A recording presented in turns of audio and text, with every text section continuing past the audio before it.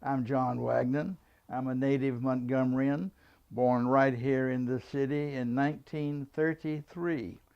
And I went to local high school, grammar schools and high schools, and graduated from the University of Alabama.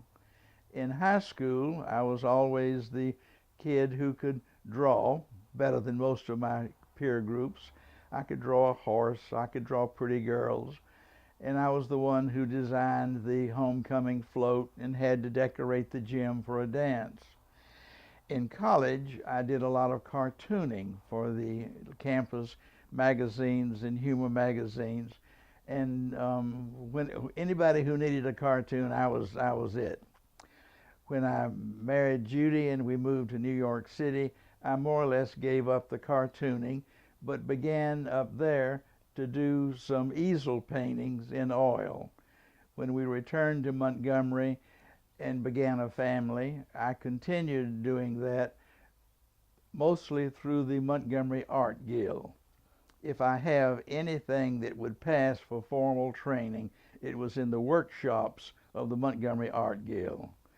Hugh Williams was a teacher of mine at the Art Guild.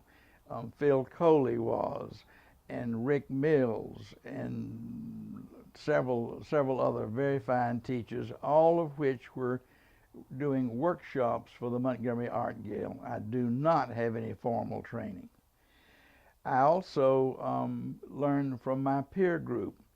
It was a great education to stand shoulder to shoulder with people like Clark Walker and Joanne Staley and Mary Virginia Fuller and Jean Lake and all of my friends in the Art Guild.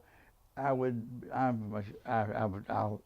stole from them shamelessly, and I think it was mutual, and we all grew up together. I think there's a Montgomery look that's distinct from the look in Columbus, Georgia, or Jackson, Mississippi, or Birmingham. All of that traces back, in my opinion, to Kelly Fitzpatrick and coming up through Charles Shannon. Charles Shannon was the great teacher in my lifetime.